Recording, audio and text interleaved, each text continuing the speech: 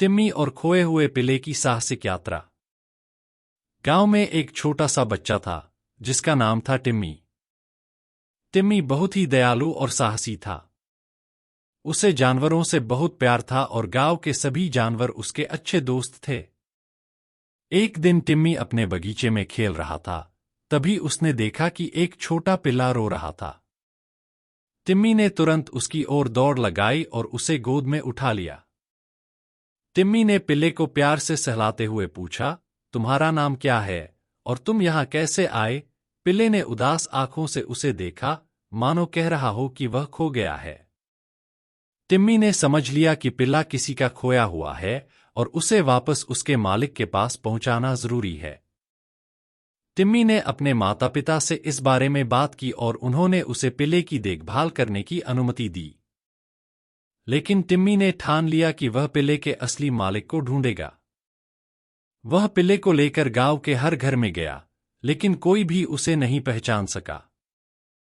फिर एक दिन टिम्मी ने सुना कि पास के जंगल में एक बड़ा मेला लग रहा है। उसने सोचा कि शायद वहां पिल्ले का मालिक हो सकता है।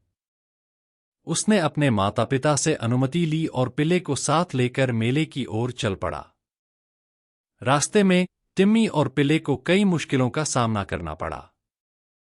कभी कभी जंगल के रास्ते में कांटे और झाड़ियां आ जातीं, कभी रास्ता ही खो जाता। लेकिन टिम्मी ने हार नहीं मानी। उसने पिल्ले को अपने साथ रखा और साहस से आगे बढ़ता गया। जब टिम्मी और पिल्ला मेले में पहुंचे तो वहां बहुत भीड़ थी। टिम्मी ने ऊंची आवाज में पुकारा, क्या कोई इस पिल्ले को पहचानता है? लेकिन कोई उत्तर नहीं मिला।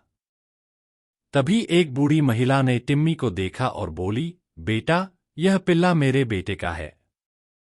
वह इसे बहुत प्यार करता है और पिछले कुछ दिनों से बहुत उदास है। टिम्मी ने पिल्ले को बूढ़ी महिला को सौंप दिया और उसकी आंखों में खुशी के आंसू देखे। महिला ने टिम्मी को धन्यवाद दिया और कहा, तुमने बहुत बड़ा काम किया है, बेटा। तुमने हमारे परिवार को फिर से खुशियों से भर दिया है। टिम्मी ने मुस्कुराते हुए कहा, यह मेरा कर्तव्य था। जानवर भी हमारे परिवार का हिस्सा होते हैं और उनकी देखभाल हमारी जिम्मेदारी है। उस दिन के बाद से टिम्मी को गांव में सब और भी ज्यादा प्यार करने लगे। उसकी साहसिक यात्रा ने सबको यह सिखाया कि जब हम किसी की मदद करते हैं तो हमें सच्ची खुशी मिलती है।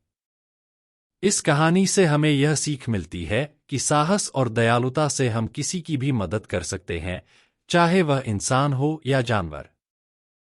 सच्ची खुशी दूसरों के चेहरे पर मुस्कान लाने में ही है।